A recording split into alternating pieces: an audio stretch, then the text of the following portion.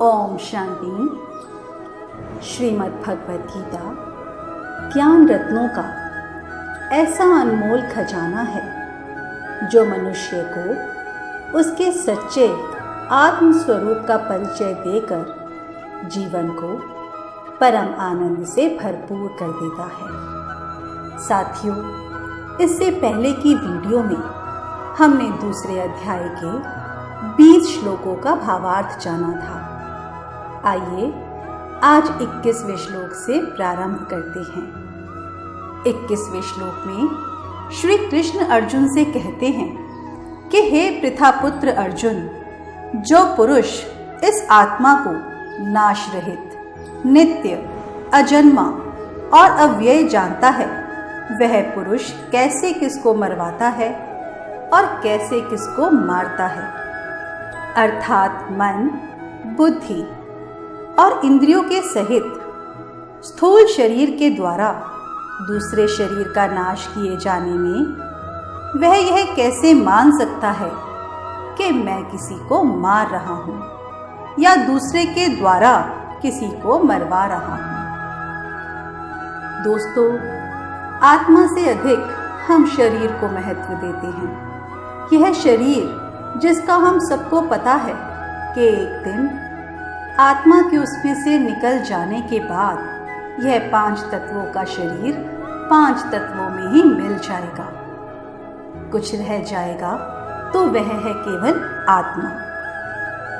श्री कृष्ण यहाँ पर अर्जुन को समझा रहे हैं कि शरीर नाशवान है, उसका नाश होना अवश्यम भावी है, इसलिए इसके लिए शोक नहीं बनता।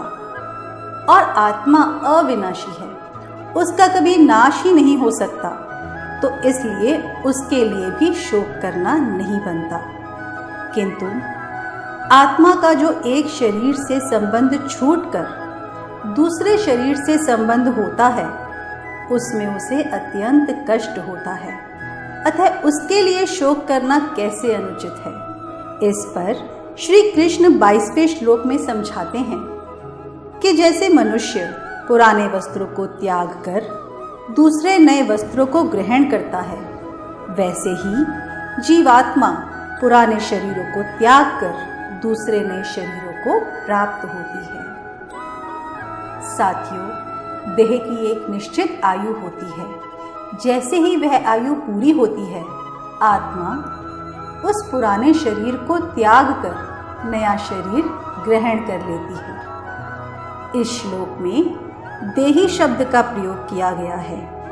साथियों, यहाँ पर देह और देही दोनों शब्दों के अंतर को जानना आवश्यक है। देह अर्थात शरीर और देही यानी आत्मा। साथियों, पुराने शरीर के त्याग और नए शरीर के ग्रहण में अज्ञानी को ही दुख होता है, विवेकी को नहीं। जैसे माता बालक के पुराने गंदे कपड़े उतारती है और नए पहनाती है तो वह रोता है, परंतु माता उसके रोने की परवाह ना करके उसके हित के लिए कपड़े बदल ही देती है। इसी प्रकार भगवान भी जीव के फायदे के लिए उसके रोने की कुछ भी परवाह ना करके उसकी देह को बदल देते हैं। इसी प्रकार इस सृष्टि को भी पुराने से नया करने का कार्य स्वयं परमपिता परमात्मा मनुष्यात्मा के हित में ही तो करते हैं। इसलिए महाभारत लड़ाई के बाद नई सृष्टि की स्थापना जीवात्माओं के हित में ही तो है। 23वें श्लोक में श्री कृष्ण कहते हैं कि इस आत्मा को कोई भी शस्त्र काट नहीं सकता, ना ही आग इसको जला सकती है, इसको जल भी गला नहीं सकता और वायु भी इस आत्मा को सुखा नहीं सकती। साथियों, आत्मा कोई वस्तु नहीं है जो कट जाए, जल जाए, गल जाए या सूख जाए। आत्मा का कोई दूसरा उदाहरण है ही नहीं। यह हमसे पहले भी थी और आगे भी रहेगी। आत्मा नित्य है, निराकार है, जबकि शरीर अनित्य है और एक साकार वस्तु है।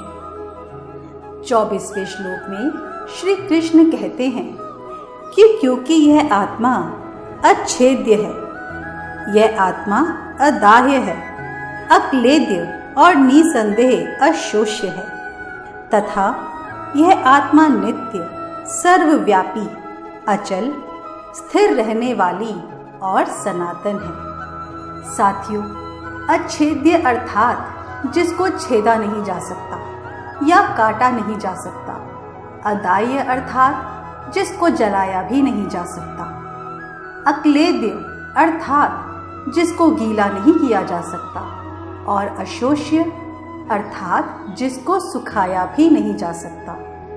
आत्मा नित्य है, सनातन है। सनातन का अर्थ है दोस्तों कि यह हमेशा से है और हमेशा ही रहेगी। यहाँ पर परमात्मा हमें समझाते हैं कि हमें शरीर पर अधिक ध्यान ना देकर आत्मा पर ज्यादा ध्यान देना चाहिए, वरना हम मोहयुक्त होकर दुविधा में फंसते चले जाएंगे। दूसरे अध्याय के 25वें श्लोक में श्री कृष्ण कहते हैं कि यह आत्मा अव्यक्त है, यह आत्मा अचिंत्य है और यह आत्मा विकार रहित है। इसलिए हे अर्जुन, इस आत्मा को इस प्रकार से जानकर तू शोक करने के योग्य नहीं है, अर्थात तुझे शोक करना उचित नहीं है। साथियों, आत्मा को किसी भी इंद्रिय के द्वारा जाना नहीं जा सकता, इसलिए इसे अव्यक्त कहते हैं। यह मन का भी विषय नहीं है, अर्थात इसे हम सोच नहीं सकते, इसलिए इसे अचिंत्य कहा गया है। आत्मा में कभी भी किसी भी अवस्था में विकार नहीं होता। इस श्लोक में यह भाव दिखलाया गया है कि आत्मा को इस प्रकार से नित्य, सर्वगत, अचल, सनातन, अव्यक्त, अचिंत्य और निर्विकार जान लेने के बाद उसके लिए शोक करना नहीं बनता। साथियों, अभी तक के श्लोकों में भगवान ने आत्मा को अजन्मा और अविनाशी बतलाकर उसके लिए शोक करना अनुचित सिद्ध किया। इसके बाद के श्लोकों में आत्मा को औपचारिक रूप से जन्म लेने वाली और मरने वाली मानने पर भी उसके लिए शोक करना अनुचित है। ऐसा सिद्ध करने के लिए परमात्मा 26वें श्लोक में अर्जुन को समझाते हैं कि यदि तू इस आत्मा को सदा जन्म लेने वाली तथा सदा मरने वाली मानता है तो भी हे महाबाहो, तू इस प्रकार शोक करने को योग्य नहीं है। अर्थात यद्यपि वास्तव में आत्मा जन्म लेने वाली और मरने वाली नहीं है, यही बात यथार्थ है, तो भी यदि तुम मानते हो कि यह आत्मा भी जन्म लेती है और मरती है, तो भी इस मान्यता के अनुसार भी तुम्हें इसके लिए इस प्रकार शोक नहीं करना चाहिए।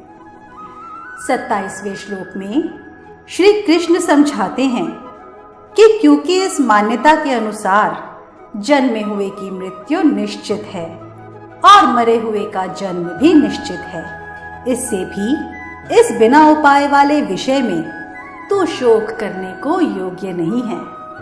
साथियों, यह तो हम सभी जानते हैं कि जिसका जन्म हुआ है उसकी मृत्यु निश्चित है और मरे हुए का जन्म भी निश्चित है।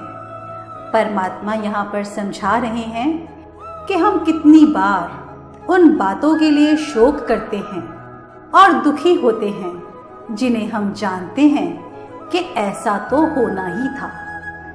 साथियों, जो तय है वह होगा ही, और जो होना ही है उसके लिए शोक क्यों करना।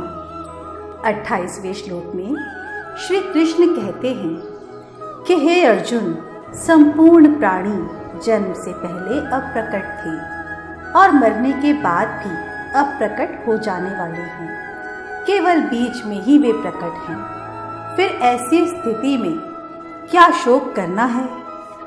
यहाँ पर परमात्मा का भावार्थ यह है कि हे अर्जुन, जीवात्मा जन्म से पहले अप्रकट यानी आत्मा ही थी और मरने के बाद भी अब प्रकट हो जाने वाली है, अर्थात ये शरीर छोड़कर वापस आत्मा ही बन जाने वाली है। केवल इस सृष्टि रूपी रंगमंच पर ही आत्मा यह शरीर रूपी चोला धारण कर प्रकट होती है। तो ऐसी स्थिति में शोक क्यों करना? इसका एक भाव यह भी है कि आदि में अर्थात जन्म से पहले हम अव्यक्त थे, जन्म से लेकर मृत्यु के बीच व्यक्त हुए और फिर मृत्यु के बाद वापस अव्यक्त हो जाते हैं।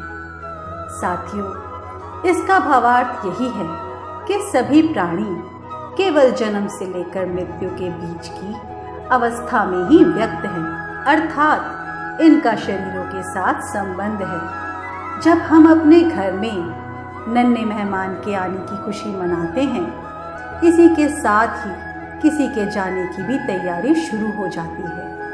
ऐसा तो हो नहीं सकता कि हम केवल अच्छे को ही स्वीकार करें और बुरे के लिए शोक मनाते रहें। साथियों, जीवन के इस सच को हमें मानना भी पड़ेगा और स्वीकार भी करना पड़ेगा। 29वें श्लोक में श्री कृष्ण कहते हैं कि कोई एक महापुरुष ही इस आत्मा को आश्चर्य की भांति देखता है और वैसे ही दूसरा कोई महापुरुष ही इसके तत्व का आश्चर्य की भांति वर्णन करता है तथा दूसरा कोई अधिकारी पुरुष ही इसे आश्चर्य की भांति सुनता है और कोई कोई तो सुनकर भी इसको नहीं जानता। इस श्लोक में परमात्मा ने बतलाया है कि आत्मा को समझना बहुत मुश्किल है। आत्मा के स्वरूप, गुण और शक्तियों को जानने वाले कोई विरले ही मनुष्य होते हैं तथा आत्मा के अलौकिक स्वरूप को दिव्य दृष्टि से ही देखा जा सकता है। आत्मा के वर्णन को सुनने वाला भी कोई आस्तिक पुरुष विरला ही होता है। तो दोस्तों, आप सब भी पद्मापदम भाग्यशाली हैं जो आत्मा के इस वर्णन को सुन रहे हैं, क्योंकि आत्मा के ज्ञान को सुनकर भी कुछ मनुष्य संशय और विपरीत भावना के कारण आत्मा के स्वरूप को यथार्थ रीति समझ नहीं सकते कि आत्मा एक ज्योतिर्बिंदु स्वरूप है और मन बुद्धि संस्कार इसकी शक्तियां हैं तथा इंद्रधनुष के 7 रंगों के समान आत्मा भी ज्ञान, पवित्रता, सुख, शांति, प्रेम, आनंद और शक्तियों से भरी हुई है। दूसरे अध्याय के 30वें श्लोक में श्री कृष्ण अर्जुन से कहते हैं कि हे अर्जुन, यह आत्मा सबके शरीरों में सदा ही अवध्य है। इस कारण संपूर्ण प्राणियों के लिए तू शोक करने को योग्य नहीं है। अवध्य का अर्थ है जिसका वध करना संभव नहीं है। जब आत्मा को कोई मार ही नहीं सकता तो फिर तू शोक किसके लिए कर रहा है? साथियों, यहाँ तक दूसरे अध्याय में भगवान ने सांख्य योग के द्वारा अर्जुन को समझाया कि आत्मा के वियोग के लिए शोक करना अनुचित है। इसके बाद 7 श्लोकों में श्री कृष्ण अर्जुन को क्षत्रिय धर्म के अनुसार शोक करना अनुचित सिद्ध करके अर्जुन को युद्ध के लिए उत्साहित करते हैं, जिसका भावार्थ मैं अगली वीडियो में आपको समझाऊंगी। दोस्तों, अपनी जीवन यात्रा में आने वाली विभिन्न परिस्थितियों के आधार पर हम सुख और दुख महसूस करते हैं। भौतिक सुख साधनों को प्राप्त करने की इच्छा मृग तृष्णा के समान है, जिसका परिणाम केवल असंतुष्टता और निराशा ही है। वहीं अंतर आत्मा की यात्रा परमात्मा की समीपता का मार्ग है, जिस पर चलकर सच्चा सुख, आनंद और संतोष की प्राप्ति होती है।